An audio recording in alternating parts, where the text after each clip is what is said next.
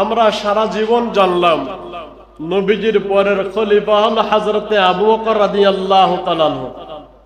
যদি নবীর পরে নবী হতো তাহলে হযরতে আবু বকর রাদিয়াল্লাহু তাআলা আনহু হতো। কিন্তু নবী কি বললেন? আমার পরে যদি নবী হতো হযরতে ওমর রাদিয়াল্লাহু তাআলা আনহু নবী হতো। তাহলে হযরতে আবু বকর রাদিয়াল্লাহু তাআলা আনহু থেকে দাম বেশি পড়ে না? অবশ্যই এই হাদিস অনুযায়ী দাম বেশি হয়ে যায়। আমরা সামনে যাব ইনশাআল্লাহ। হযরতে ওমর রাদিয়াল্লাহু তাআলা আনহু ওনার ব্যাপারে নবী বলেছিলেন জান্নাতি। ওমর রাদিয়াল্লাহু তাআলা আনহু জান্নাতি, নবী সার্টিফিকেট দিয়েছিলেন। আমরা বলে এই ব্যক্তিটি কত হকের উপর চলে। আমরা এমন বলি না? ব্যক্তিটি একেবারে হকের উপর। ওমর রাদিয়াল্লাহু তাআলা আনহুর বেলায় কথাটি একটু পাল্টানো, একটু উলট পালট। আমরা বলি লোকটি হকের উপর, হক যেদিকে লোকটিও ওদিকে, হক যেদিকে পাওয়া যায় লোকটিকে ওদিকেই পাওয়া যায়। কিন্তু হযরতে ওমর রাদিয়াল্লাহু তাআলা আনহুর ব্যাপারে কথাটি অন্যরকম। হযরতে ওমর রাদিয়াল্লাহু তাআলা আনহু যেদিকে হক ওদিকে, সুবহানাল্লাহ, উনি যেদিকে হক ওদিকে। কত বড় কথা! উনি যেদিকে হক ওদিকে। আল্লাহর পয়গম্বর বিশ্বনবী সাল্লাল্লাহু আলাইহি ওয়াসাল্লাম মিরাজে গেলেন। আল্লাহর নবীকে জাহান্নাম দেখানো হয়, বিভিন্ন প্রকারের আযাব দেখানো হয়, আবার জান্নাত দেখানো হয়। নবীজি বিভিন্ন জান্নাতের নাজ নেয়ামত গুলা দেখলেন। আল্লাহর পয়গম্বর নিজের জান্নাতটাও দেখলেন। এমত অবস্থায় নজর করে দেখেন খুব সুন্দর একটি বাড়ি, বাড়িতে খুব সুন্দর একটি ঘর, বাড়ির পাশে একটি মহিলা বসা, খুব সুন্দরী রূপবতী মহিলা, জান্নাতের হুর যাকে বলা হয়। আল্লাহর পয়গম্বর হযরত জিবরাইল আলাইহিস সালাতু ওয়াস সালামকে প্রশ্ন করলেন, জিবরাইল, এত সুন্দর বাড়ি, এত সুন্দর ঘর, কার ঘর এত সুন্দর? এত সুন্দর বাড়ি কার? এই যে মহিলা দেখতেছিলাম, এই মহিলা কার? কার জন্য অপেক্ষা? জিবরাইল আমিন জানায়, নবী হে, এই ঘরটি হযরতে ওমর রাদিয়াল্লাহু তাআলা আনহুর জন্য, এই বাড়িটি হযরতে ওমর রাদিয়াল্লাহু তাআলা আনহুর জন্য। আল্লাহর পয়গম্বর মেরাজ থেকে ফিরে চলে আসলেন। সাহাবাদেরকে আল্লাহর নবী ঘটনা বর্ণনা করে শোনান, আমি মেরাজে গেলাম, সুন্দর বাড়ি দেখলাম, সুন্দর ঘর আমি দেখলাম, আমার মনে চায় ওই ঘরে প্রবেশ করার জন্য, মহিলার সঙ্গে কথা বলার জন্য মনে চায়, কিন্তু আমি এই ঘরে আর প্রবেশ করি না, মহিলার সঙ্গেও কথা বলি না। আমি যখন জিজ্ঞেস করলাম কার এই মহিলা, কার এই ভারী, আমাকে বলা হয় এই ঘর হযরতে ওমর রাদিয়াল্লাহু তাআলা আনহুর জন্য, এই মহিলা হযরতে ওমর রাদিয়াল্লাহু তাআলা আনহুর জন্য। উমরের সম্মানে, উমরের ইজ্জতে উমর কি যেন বলে, কি যেন বলতে চায়, এই জন্য আমি আর ভিতরে প্রবেশ করলাম না, আমি আর ভিতরে প্রবেশ করে দেখলাম না কি যেন বলতে চায়। হযরত ওমর রাদিয়াল্লাহু তাআলা আনহু নিজেই চিন্তিত যে কি যেন বলে, যদি আমি ঢুকি তাহলে কি যেন মনে করে ওমর, এই জন্য আমি ওখানে প্রবেশ করি নাই। আচ্ছা বলেন তো, জান্নাত রেডি কিনা? ওমরের জন্য জান্নাত রেডি না? নবী সরাসরি দেখে এসেছে। বাবায় যখন সন্তানের জন্য কোনো কিছু রেখে আসে বা দেখে আসে, তো সন্তান কি বিশ্বাস করবে না? নবী দেখে এসেছে। নবী থেকে সত্যবাদী পৃথিবীতে আর কেউ আছে?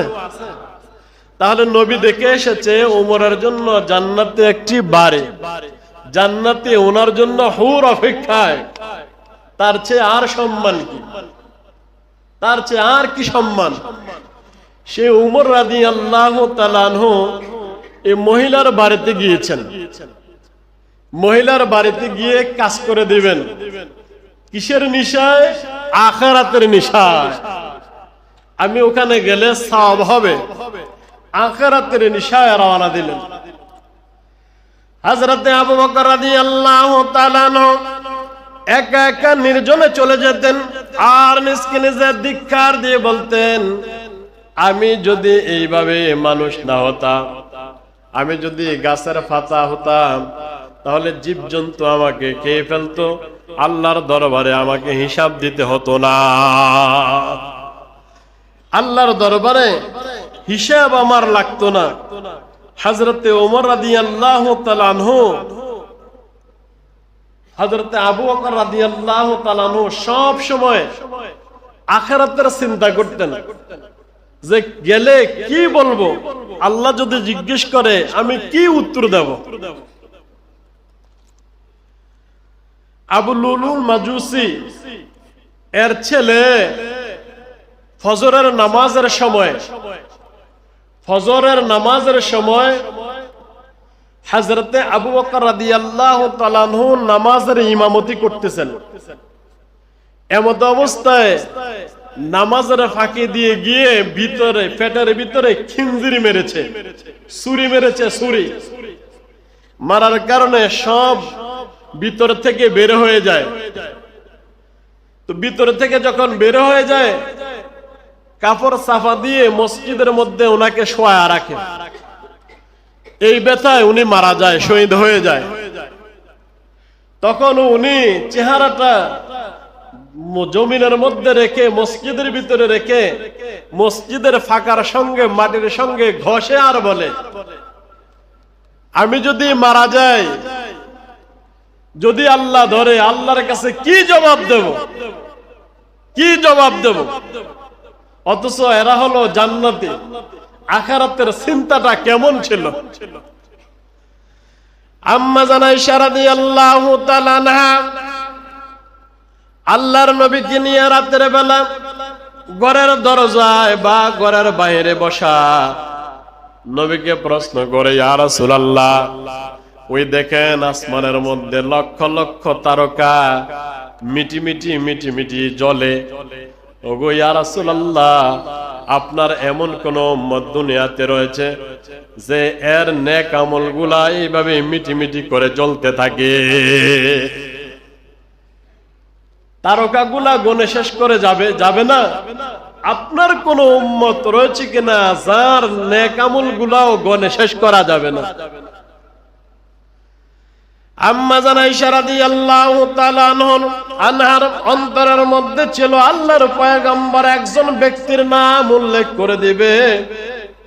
আল্লাহর পয়গম্বর ঠিকই একজন ব্যক্তির নাম উল্লেখ করেছেন। নবী বলেছেন, আয়েশা, হ্যাঁ, আমার উম্মতের মধ্যে একজন উম্মত দুনিয়াতে রয়েছে যার নেক আমলগুলা সব সময় তারকার মতো মিটি মিটি করে জ্বলে। উনি হলো হযরতে ওমর রাদিয়াল্লাহু তাআলা আনহু। যখন এই কথা বলেছে, আম্মা জান আয়েশার চেহারাটা কালো হয়ে গিয়েছে। কারণ ওনার মনের মধ্যে ছিল যে আমার বাবার কথা বলবে, আমার বাবা বেশি নেককার, আমার বাবার কথা না বলে ওমর রাদিয়াল্লাহু তাআলা আনহুর কথা বলেছে। মহিলাদেরকে বাবার বাড়ির সামান্য যদি তারিফ করতে পারে স্বামীর মুখে দিয়ে, তাহলে মহিলা বড় খুশি হয়ে যায়। আর যদি একটু বদনাম করে, তাহলে এক সপ্তাহ তরকারিতে আর স্বাদ পাওয়া যায় না। হযরতে ওমর রাদিয়াল্লাহু তাআলা আনহুর কথা বলার পরে হযরতে আয়েশা রাদিয়াল্লাহু তাআলা আনহার চেহারাটা কালো হয়ে যায়। নবী বুঝতে পারেন স্বামী স্ত্রী কি চায়, স্ত্রী বুঝতে পারে স্বামী কি চায়। আল্লাহর পয়গম্বর বলেন, আয়েশা, তোমার মনটা খারাপ, আমি বুঝলাম। তুমি কি জানো তাম পৃথিবীর মানুষের নেক যদি এক পাল্লায় রাখা হয়, সমস্ত পৃথিবীর মানুষের নেক যদি এক পাল্লায় রাখা হয়, আর হযরতে আবু বকর রাদিয়াল্লাহু তাআলা আনহুর নেক যদি এক পাল্লায় রাখা হয়, হযরতে আবু বকরের নেকের পাল্লা ভারী হয়ে যাবে। সুবহানাল্লাহ। আম্মা জান আয়েশা খুব খুশি হয়ে যায়। হযরতে ওমর রাদিয়াল্লাহু তাআলা আনহু হযরতে আবু বকর রাদিয়াল্লাহু তাআলা আনহুর কাছে গেলেন, গিয়ে বললেন, এই আমার কথা এখান থেকে শুরু হয়েছে।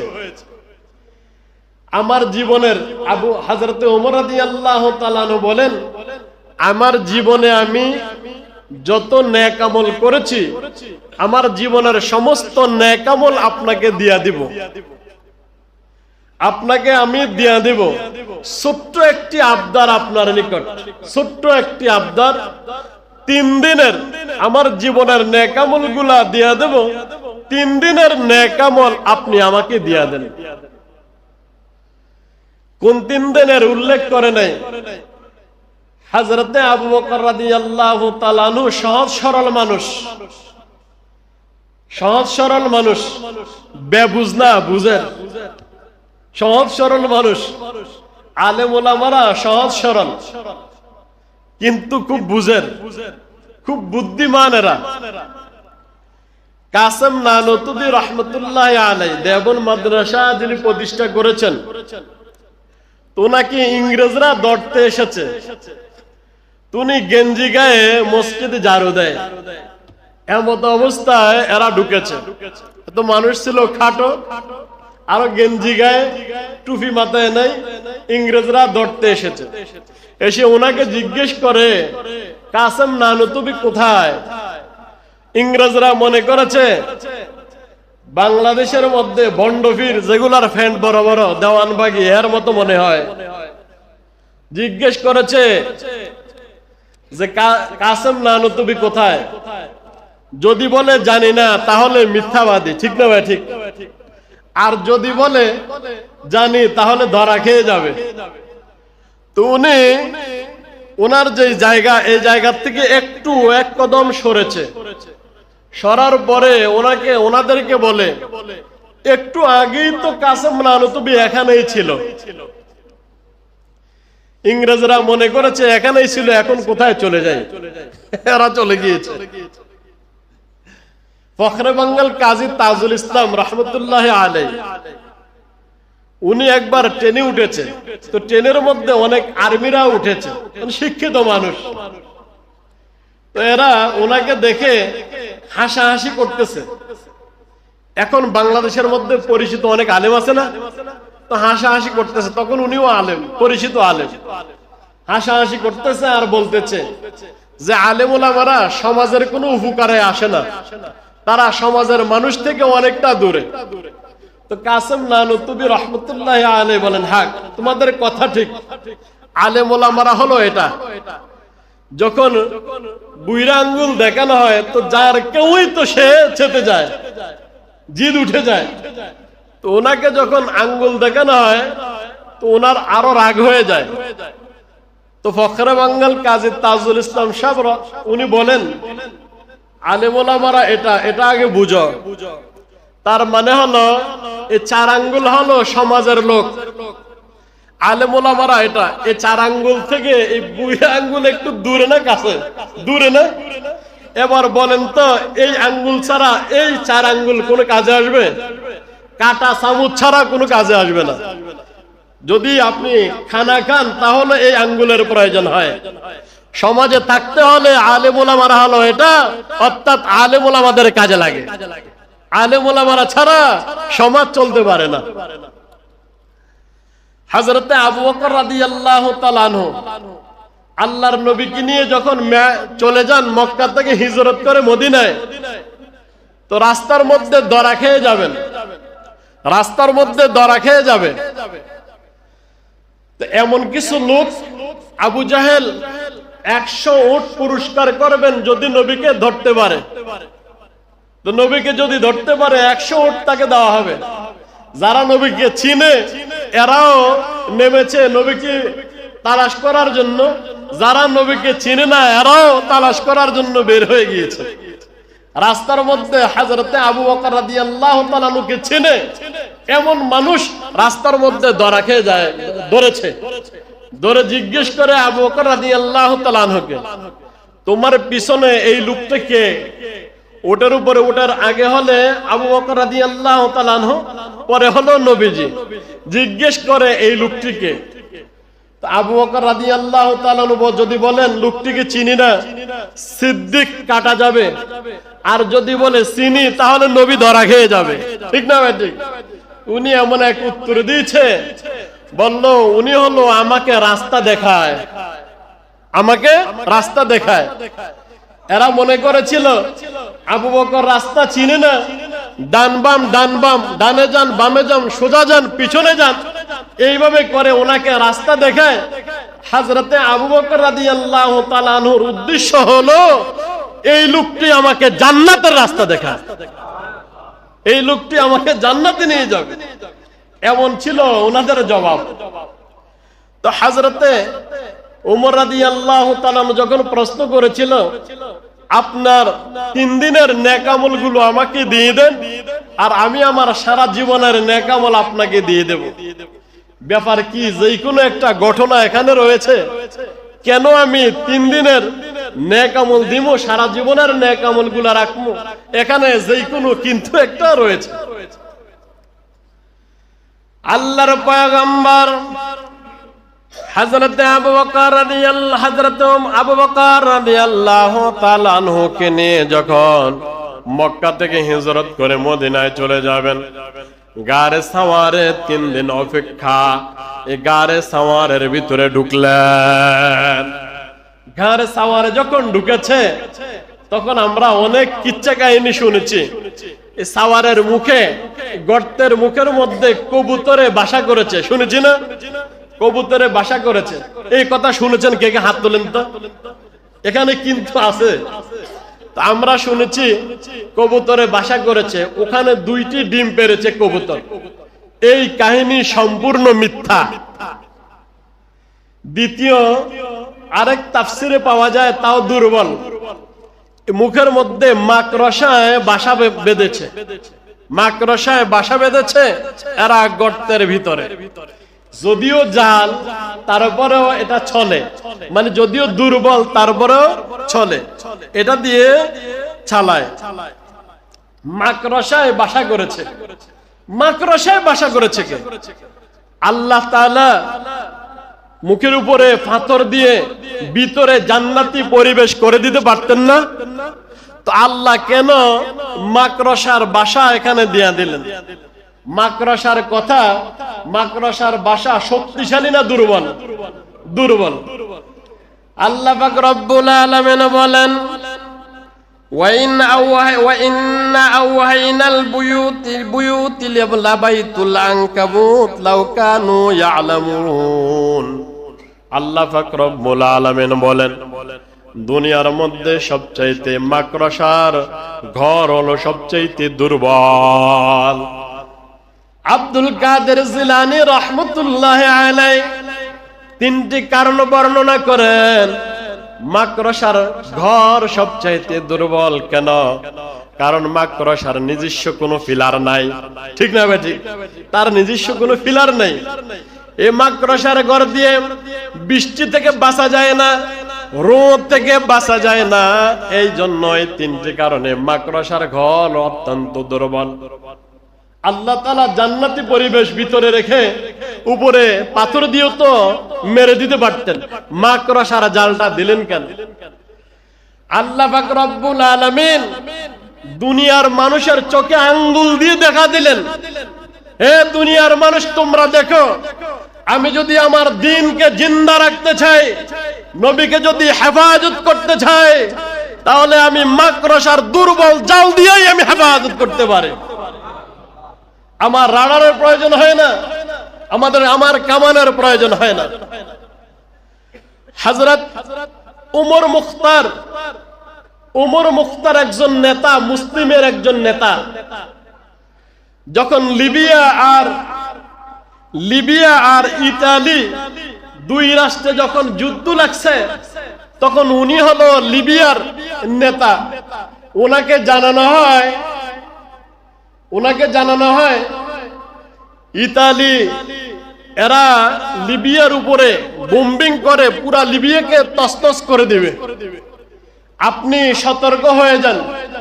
তো উমর মুখতার ওনাকে প্রশ্ন করেছে, ভাই বোম্বিং করবে যে এটা কি আরশের নিচে দিয়ে করবে না আরশে আজিমের উপরে দিয়ে করবে?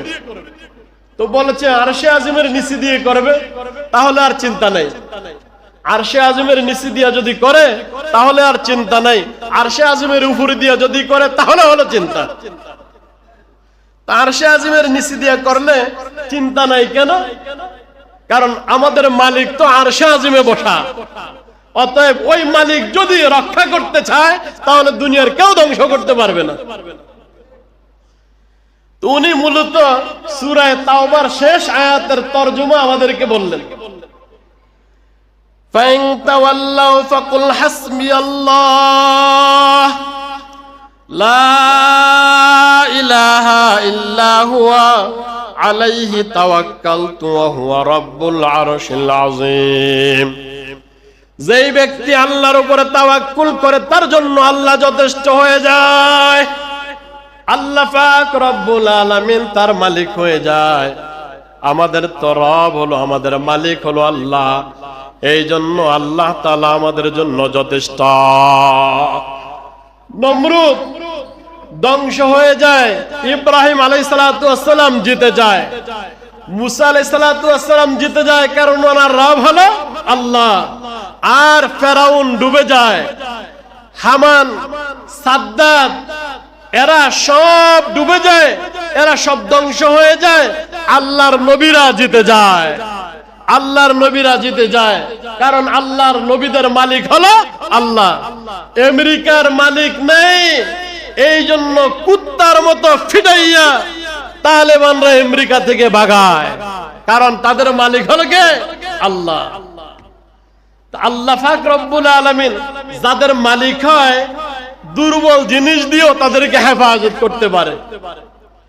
তো নবী যখন সারে গাউরে তখন মাকড়সার জাল, দুর্বল জাল দিয়ে আল্লাহ তাআলা হেফাজত করেছেন আল্লাহ তাআলা একেবারে দুর্বল জাল দিয়া।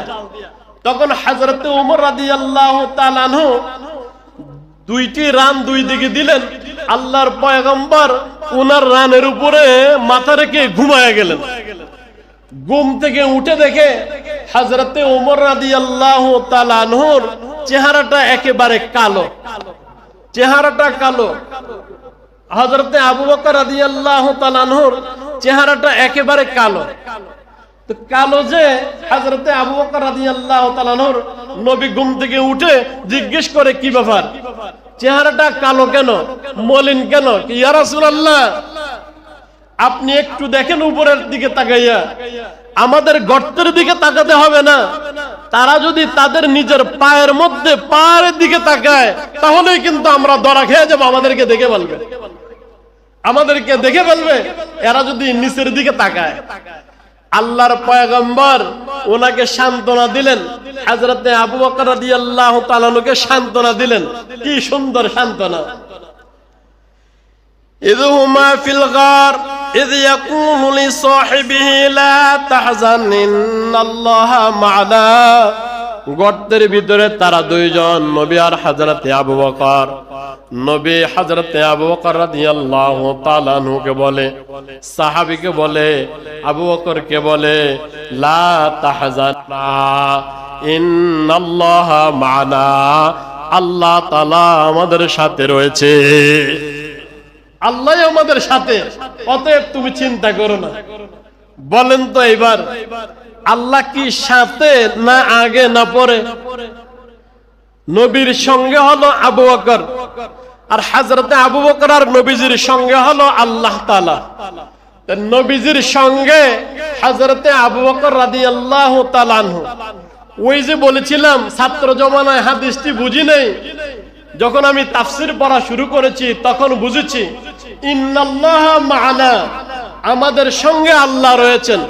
আমাদের সঙ্গে আল্লাহ রয়েছেন, মানে হযরতে আবু বকর রাদিয়াল্লাহু তাআলা আল্লাহর নবীর সঙ্গে, আর আল্লাহ তাআলা এদের সঙ্গে।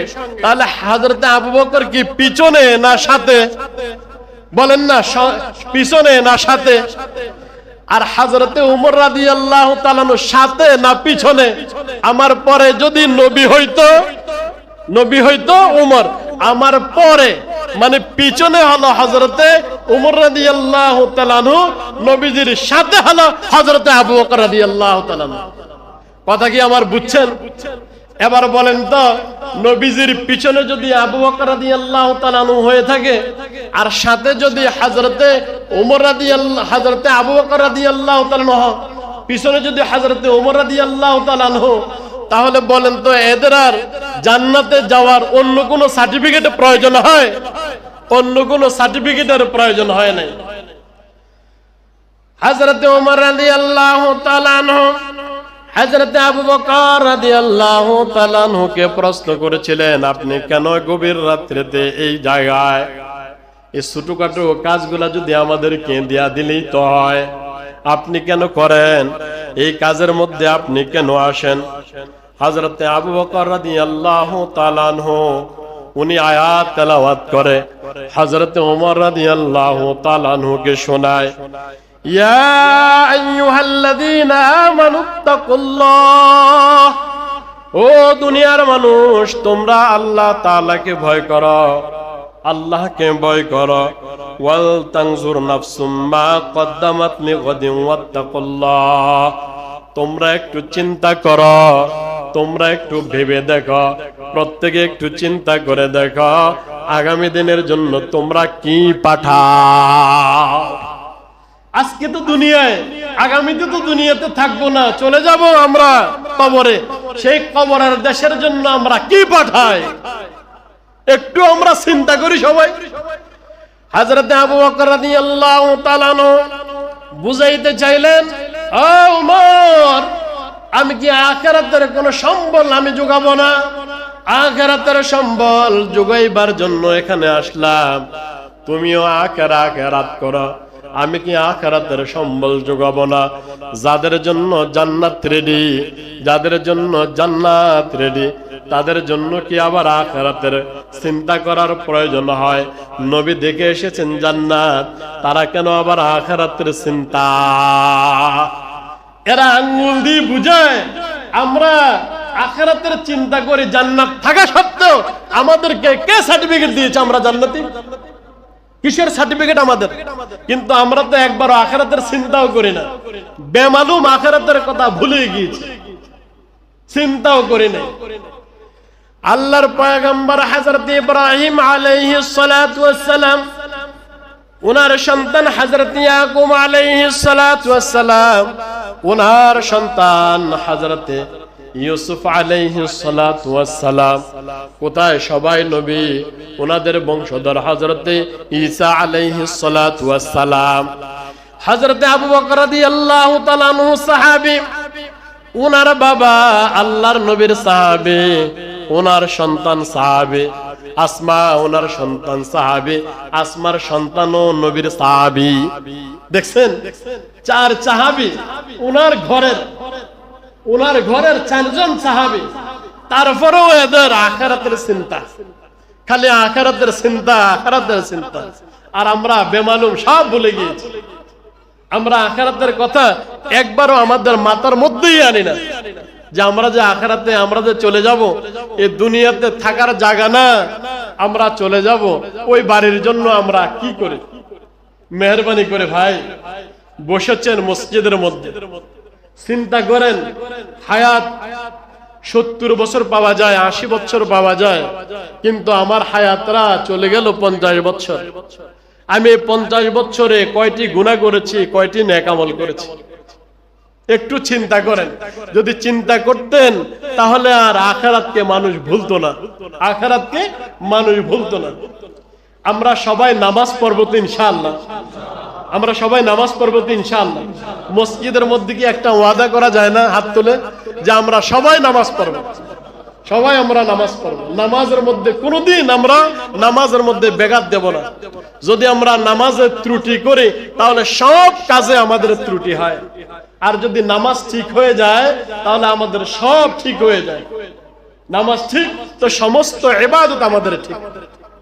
এই জন্য ভাই মেহরবানি করে যারা আখিরাতকে আমরা আমাদের আসলে দুনিয়াতে এক সময় ছিলাম না, 50 বছর আগে আমি ছিলাম না, 43 বছর 42 বছর হায়াত চলে, 50 বছর আগে আমি ছিলাম না, নাম ছিল না, দাম ছিল না, কোনো কিছুই ছিল না, আমার চিন্তা না, কেউ জানতো না। দুনিয়াতে এসেছি, আবার কিছুদিন পরে থাকবো না, ঠিক না ভাই? ঠিক। তো যেই জায়গা থেকে এসেছি আবার যেখানে যাব ওখানের সরসামানা দুনিয়া থেকেই তো নিয়ে যেতে হবে। এই জন্য ভাই মেহরবানি করে আমরা কতই না কত কিছু দুনিয়াতে করে আখিরাতের চিন্তা কি একবার আমরা করি?